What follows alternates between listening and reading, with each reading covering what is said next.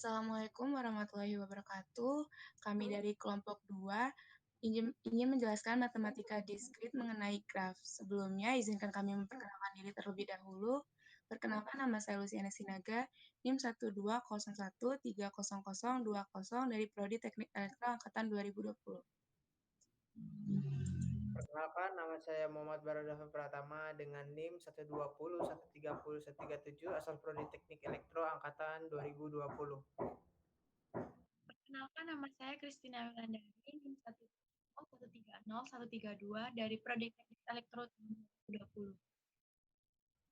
Perkenalkan, nama saya Hafid Fernando dengan NIM 120130117 dari Prodi Teknik Elektro Angkatan 2020.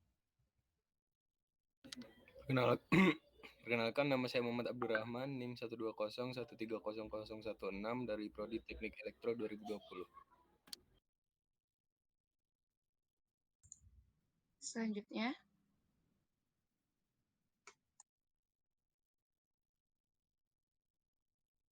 materi akan disampaikan oleh Christina. Christina, dipersilakan.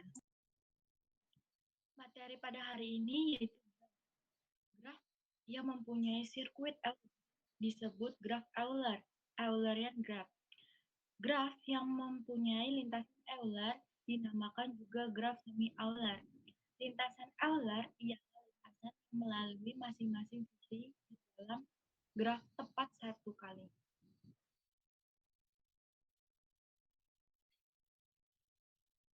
Kemudian ini ada contoh dari graf itu sendiri.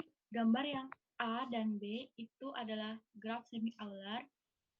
Gambar C dan D itu adalah graf Euler. Gambar E dan F itu bukan graf semi-Euler atau graf Euler.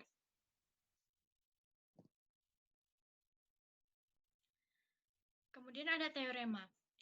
Graf yang tidak berarah memiliki lintasan Euler jika graf semi-Euler dan hanya jika terhubung dan memiliki dua buah simpul berderajat ganjil atau tidak ada simpul berderajat ganjil sama sekali. Graf tidak berarah adalah graf Euler, memiliki sirkuit Euler dan hanya jika setiap simpul berderajat genap. Kemudian ini ada dua gambar. Gambar yang pertama itu adalah gambar A, graf berarah Euler. Graf berarah memiliki sirkuit Euler jika dan hanya jika graf terhubung dan setiap simpul memiliki derajat masuk dan derajat keluar sama. Dan gambar yang kedua yaitu gambar B, graf berarah semi-Euler, yaitu graf memiliki lintasan Euler jika dan hanya jika graf terhubung dan setiap simpul memiliki derajat masuk dan derajat keluar sama kecuali dua simpul. Yang pertama memiliki derajat keluar 1 lebih besar derajat masuk, dan yang kedua memiliki derajat masuk 1 lebih besar dari derajat keluar.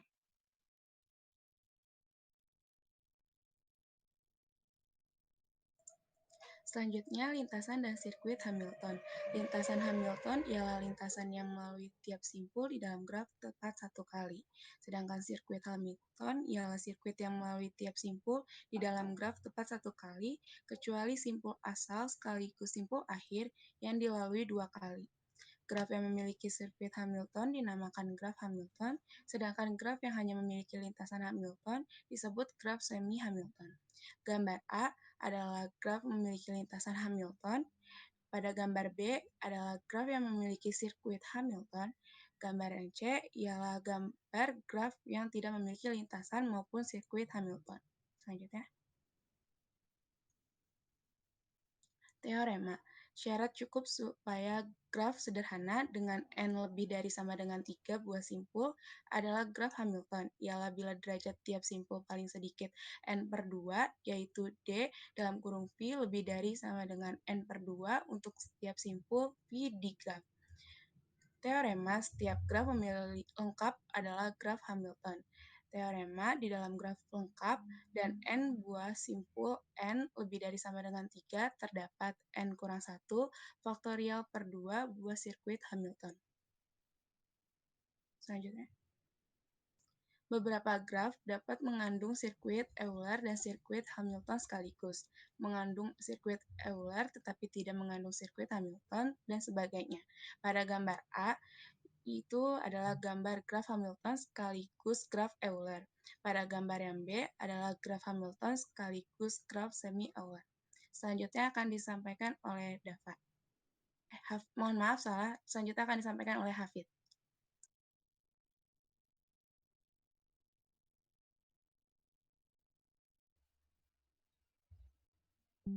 Oke, baiklah. Selanjutnya itu adalah pengaplikasian graf.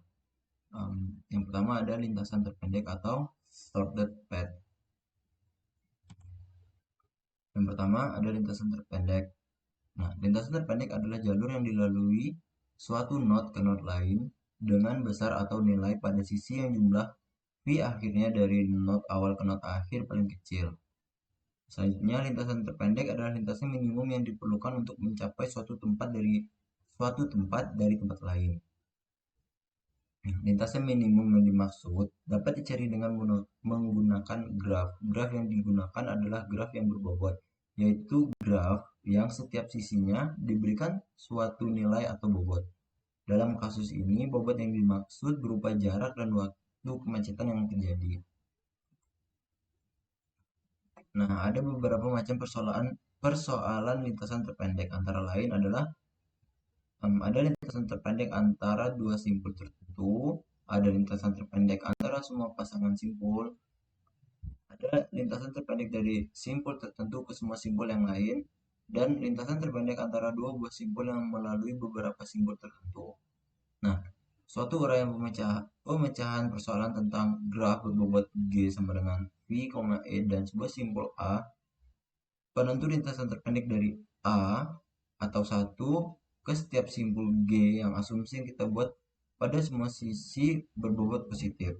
Nah, berikut adalah gambarnya, dan berikut gambar beserta tabel dari simpul 1 ke semua tujuan. Mulai dari 1 ke 3, 1 ke 4, 1 ke 2, 1 ke 5, dan 1 ke 6. Selanjutnya akan disampaikan oleh Baradava.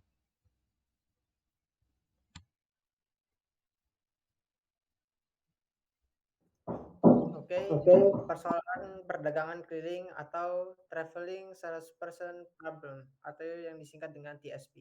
Diberikan sejumlah kota dan diketahui jarak antar kota. Tentukan tur terpendek yang harus dilalui oleh seseorang pedagang bila pedagang itu berangkat dari sebuah kota asal dan menyinggahi setiap kota, tepat satu kota dan kembali lagi ke kota keberangkatan. Lalu menentukan sirkuit Hamilton yang memiliki bobot minimum. Seperti gambar di sebelah kanan ini. Lanjut.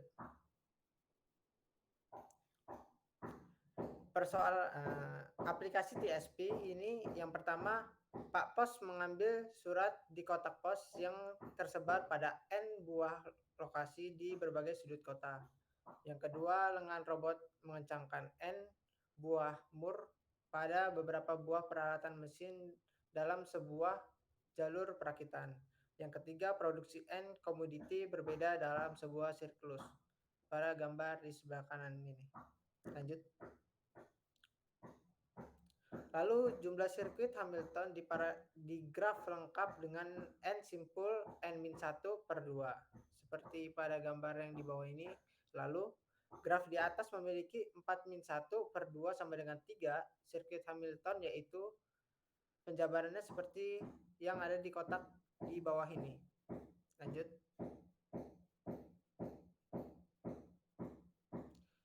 Nah, pada gambar di atas, I1 ABCDA dengan bobot 10 plus 12 plus 8 plus 15 sama dengan 45. I2 ACDBA dengan bobot 12 plus 5 plus 9 plus 15 sama dengan 41. I3 ACBDA dengan bobot 10 tambah 5 tambah 9 tambah 8 sama dengan 32. Jadi sirkuit Hamilton terpendek ini yaitu di I3 ACBDA dengan bobot 10 plus 5 plus 9 plus 8 sama dengan 32. Jika jumlah simpul N sama dengan 20, akan terdapat 19/2 sirkuit Hamilton atau sekitar 6 kali 10 pangkat 16 untuk penyelesaiannya. Selanjutnya akan disampaikan oleh Abdul Rahman. Kepada Abdul Rahman dipersilakan. Oke, yang selanjutnya yaitu persoalan tukang pos Cina atau Chinese Postman Problem. Dikemukakan oleh Megan yang berasal dari Cina pada tahun 1962. Persoalannya yaitu seorang tukang pos akan mengantar surat ke alamat-alamat sepanjang jalan di suatu daerah. Bagaimana ia merencanakan rute perjalanannya supaya ia melewati setiap jalan tepat sekali dan kembali ke tempat awal keberangkatan. Yang pertama yaitu menentukan sirkuit Euler di dalam graf. Next. Nah, berikut adalah gambar lintasan yang harus dilalui oleh tukang pos, yaitu A ke B, C, D, E, F, kembali ke C, E, B, F, dan kembali ke A. Next. Jika graf yang merepresentasikan persoalan adalah graf Euler, maka sirkuit Euler-nya mudah ditemukan. Dan jika graf bukan graf Euler, maka beberapa sisi di dalam graf harus dilalui lebih dari sekali. Jadi, Pak Pos harus menemukan sirkuit yang mengunjungi setiap jalan paling sedikit sekali dan mempunyai jarak terpendek. Next. Berikut penyelesaiannya yaitu persoalan tukang pos Cina menjadi seorang tukang pos akan mengantar surat ke alamat-alamat sepanjang jalan di suatu daerah. Bagaimana ia merencanakan rute perjalanannya yang mempunyai jarak terpendek supaya ia melewati setiap jalan yang paling sedikit sekali dan kembali ke tempat awal keberangkatan. Dan dapat dilihat pada gambar rute yang harus dilalui oleh Bapak Pos Cina. Yang selanjutnya pewarnaan graf yang akan dijelaskan oleh Christina Ayu. Kepada Christina Ayu, saya persilakan. Pewarnaan pada graf. Pewarnaan graf ada dua macam, yaitu pewarnaan simpul dan pewarnaan sisi. Dan kami hanya membahas tentang pewarnaan simpul. Pewarnaan simpul memberi warna pada simpul-simpul graf sedemikian sehingga dua simpul bertetangga mempunyai dua warna berbeda. Next. Aplikasi dari pewarnaan graf sendiri yaitu adalah mewarnai peta. Peta terdiri atas sejumlah wilayah. Wilayahnya itu menyatakan dari kecamatan, kabupaten, provinsi, atau negara. Peta diwarnai sedemikian sehingga dua wilayah bertetangga mempunyai warna yang berbeda. Next. Nah, kemudian ada ketentuan-ketentuan untuk pewarnaan pada graf. Yang pertama yaitu menyatakan wilayah sebagai simpul dan batas antara dua wilayah bertetangga sebagai sisi. Yang kedua yaitu mewarnai wilayah pada peta berarti mewarnai simpul pada graf yang berkoresponden. Yang ketiga, setiap wilayah bertetangga harus mempunyai warna yang berbeda. Jadi, warna setiap simpul harus berbeda. Contohnya, pada peta di Indonesia, itu peta dari Aceh, Sumatera Utara, Sumatera Selatan, Jambi, Bengkulu, Lampung, itu memiliki warna yang berbeda-beda. Next. Kemudian ada gambar A. Gambar A ini adalah peta, dan gambar B adalah peta dan graf yang mempresentasikannya. Gambar C yaitu graf yang mempresentasikan peta. Gambar D yaitu pewarnaan simpul, setiap simpul mempunyai warna yang berbeda. Dan gambar yang E adalah 4 warna sudah cukup untuk mewarnai 8 simpul. Next.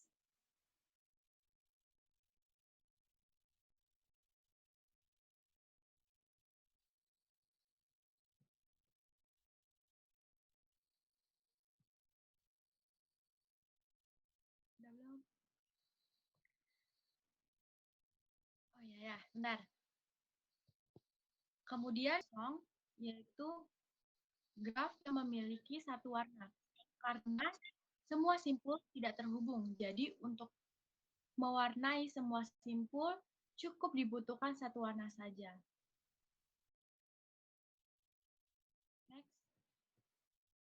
Kemudian graf lengkap KN memiliki nilai warna N sebab semua simpul saling terhubung sehingga diperlukan warna-warna untuk mengisi pada gambar tersebut. Jadi kalau misalnya pada graf ini memiliki 8 simpul, jadi dibutuhkan 8 warna pada simpul-simpul tersebut. Next. Kemudian adalah graf bipartit.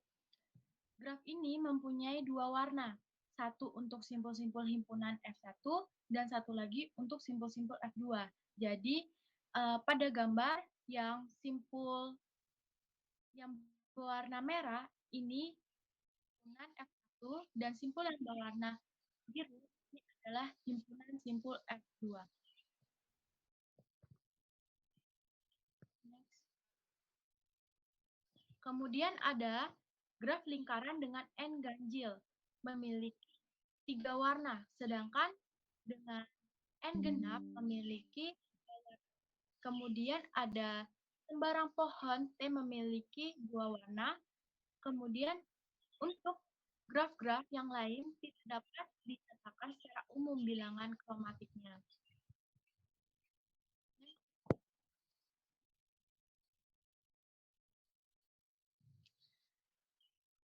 Pewarnaan graf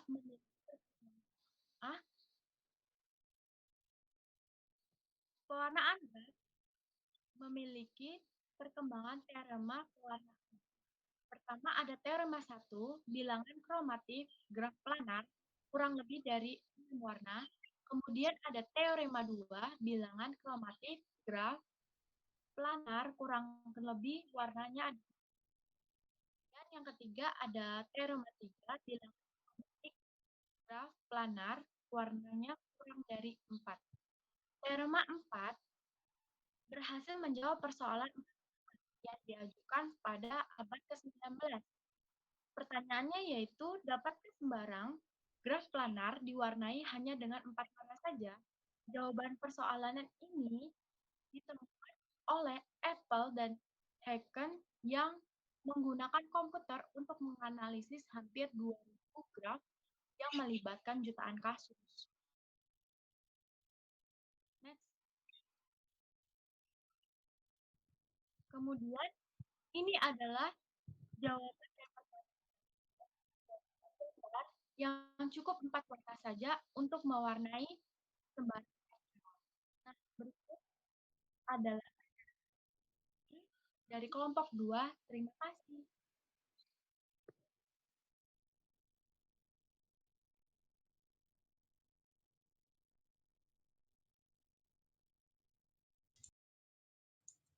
Sekian penjelasan dari kelompok kami. Kami mohon maaf apabila ada kesalahan kata. Terima kasih. Wassalamualaikum warahmatullahi wabarakatuh.